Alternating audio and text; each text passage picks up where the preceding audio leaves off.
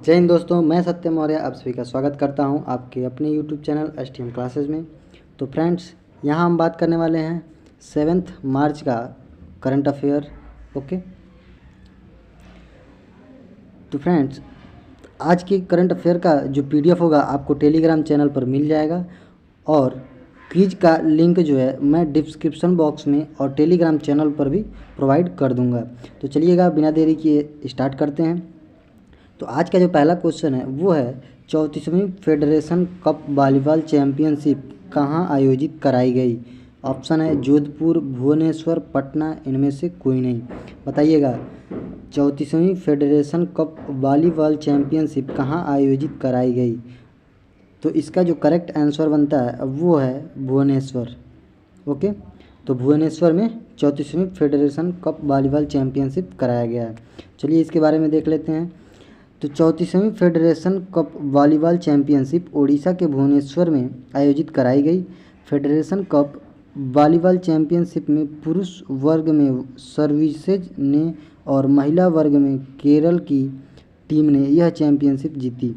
उड़ीसा के वर्तमान गवर्नर गणेशी लाल और उड़ीसा की राजधानी भुवनेश्वर तथा उसके वर्तमान मुख्यमंत्री नवीन पटनायक जी हैं। तो चलिएगा नेक्स्ट क्वेश्चन की तरफ। प्रसिद्ध शतरंज ग्रैंड मास्टर मैग्नसन कार्लसन को हराने वाले भारत के सबसे युवा खिलाड़ी कौन बने। तो ऑप्शन है अपने पास वीके मेनन, जेके त्रिपाठी, के आर प्रज्ञानानंद, इनमें से कोई नहीं। तो इसका जो करेक्ट आंसर बनता है वो है के आर प्रज्ञानानंद। ओके, चलिए इसके बारे में देख लेते हैं। भारत के किशोर शतरंज ग्रैंड मास्टर के आर प्रज्ञानानंद प्रसिद्ध शतरंज ग्रैंड मास्टर मैग्नसन कार्लसन को हराने वाले सबसे युवा खिलाड़ी बने।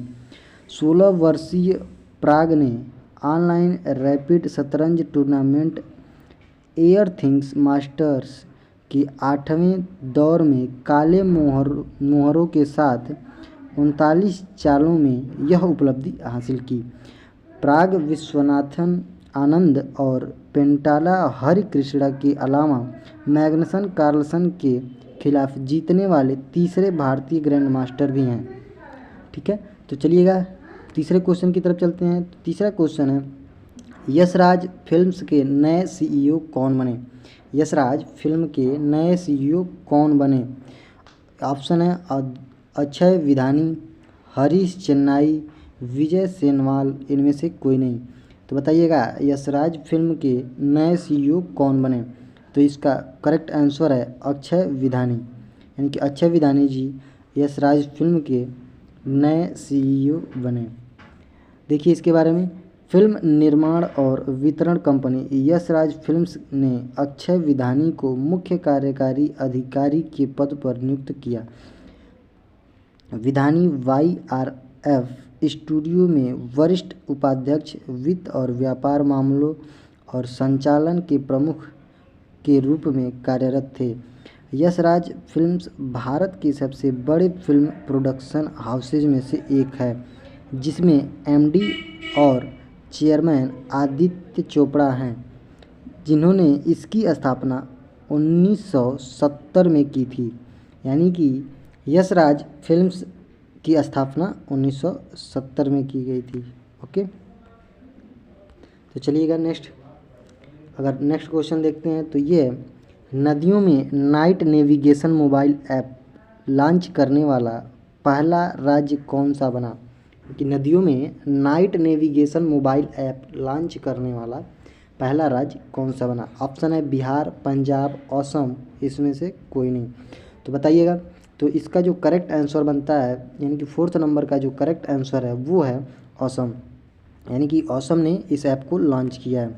तो देखिएगा, असम के मुख्यमंत्री हेमंत बिस्वा शर्मा ने गुवाहाटी असम में ब्रह्मपुत्र नदी पर नौका सेवाओं के लिए भारत का पहला night navigation mobile application launch किया। इस मोबाइल एप्लीकेशन को परिवहन विभाग द्वारा IIT मद्रास के प्रमुख के राजू सहयोग से विकसित किया गया है। गुवाहाटी और उत्तरी गुवाहाटी के बीच अंतर्देशीय जल परिवहन नौका की पहली रात की यात्रा 19 फरवरी 2022 को शुरू हुई थी। चलिए इसी के साथ देखते हैं नेक्स्ट क्वेश्चन। किस देश ने अपनी पहली हाइड्रोजन से चलने वाली ट्रेन लॉन्च की? यानी कि हाइड्रोजन से चलने वाली पहली ट्रेन कौन सा देश लॉन्च किया है? ऑप्शन है चीन, रूस, जापान या इनमें से कोई नहीं। बताइएगा भाई, किस देश ने अपनी पहली हाइड्रोजन से चलने वाली ट्रेन लॉन्च की? तो इसका करेक्ट आंसर बनता है वो है जापान। यानी कि जापान जो है इसका करेक्ट आंसर है। चलिए इसके बारे में देख लेते हैं।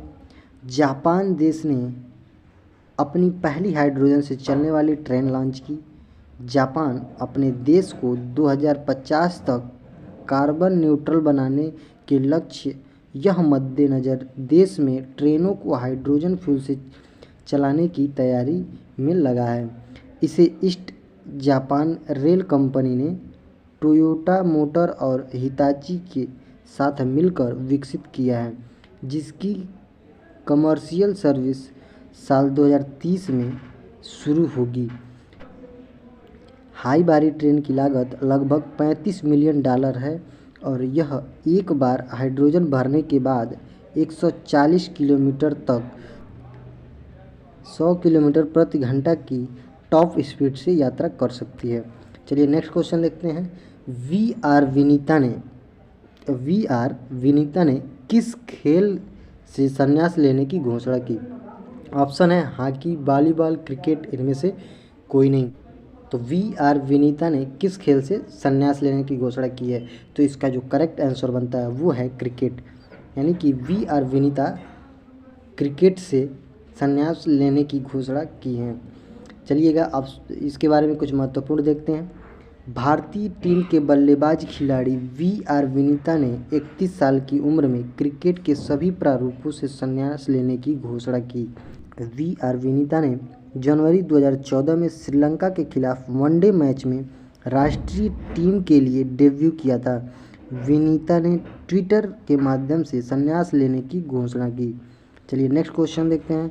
मत्स्य पालन सम्मेलन में कार्य की पुष्टि करने वाला 7वां देश कौन सा बना?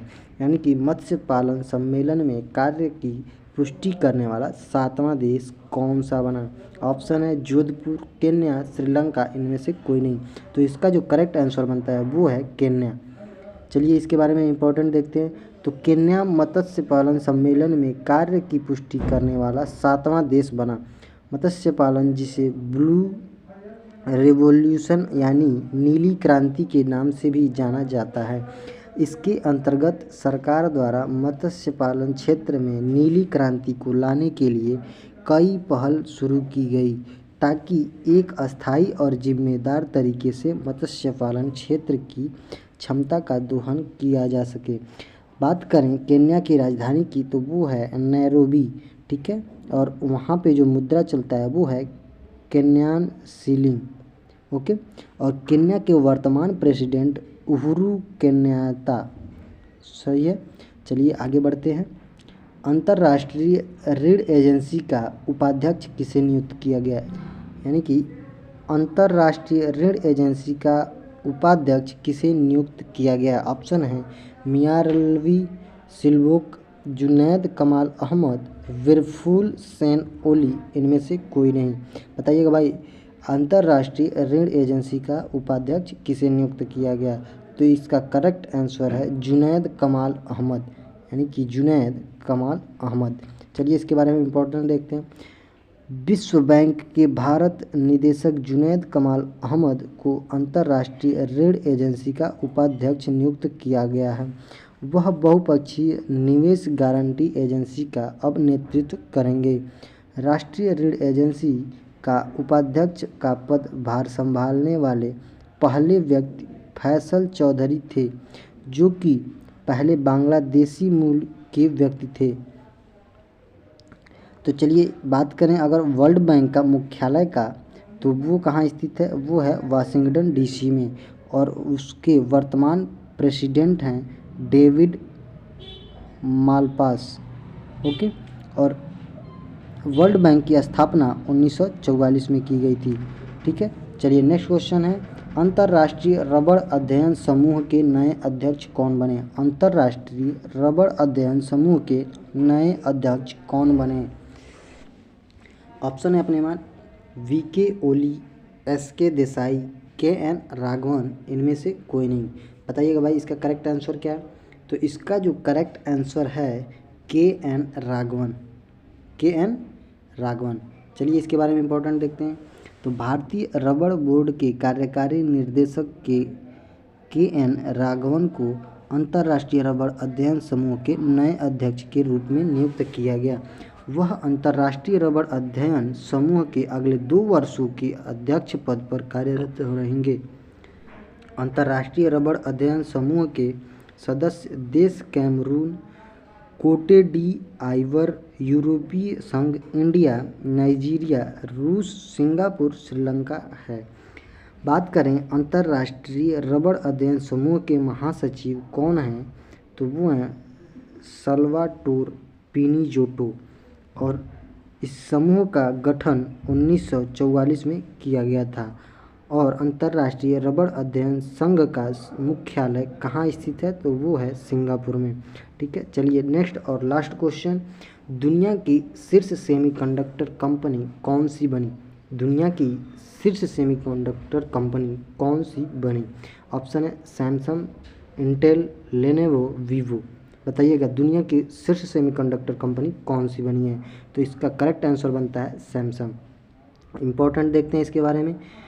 काउंटर पाइट टेक्नोलॉजी मार्केट रिसर्च अनुसंधान फर्म द्वारा जारी रिपोर्ट के अनुसार सैमसंग दुनिया की शीर्ष सेमीकंडक्टर कंपनी बनी। सैमसंग इलेक्ट्रॉनिक्स ने यूएस चिप मेकर इंटेल को पीछे छोड़ते हुए 2021 में राजस्व के मामले में दुनिया की अग्रणी चिप में कर कंपनी बनने का दर्जा हासिल किया। वहीं इसमें एक एसके हाइनिक्स और माइक्रोन कंपनी तीसरे एवं चौथे स्थान पर रही। सैमसंग का मुख्यालय कहाँ स्थित है, तो वो है दक्षिण कोरिया में, और सैमसंग की स्थापना जो है 1969 में की गई थी। तो चलिएगा फ्रेंड्स, इसी के साथ अपना क्वेश्चन आज का समाप्त होता है। और आप जुड़ सकते हैं हमसे टेलीग्राम और इंस्टाग्राम पे, ठीक है, और साथ ही जुड़ सकते हैं हमारे एप्लीकेशन पे STM क्लासेज, जो कि प्ले स्टोर पर अवेलेबल है। और इस वीडियो का PDF जो है वो आपको टेलीग्राम पे मिल जाएगा, और इस वीडियो से रिलेटेड जितने क्वेश्चन हैं उनका MCQ जो है इस डिस्क्रिप्शन बॉक्स में दे दिया जाएगा। अगर आपको वीडियो पसंद आया हो तो लाइक करिए, शेयर करिए, कमेंट करिए, और ज़रूर बताइएगा कि आपको वीडियो कैसा लगा।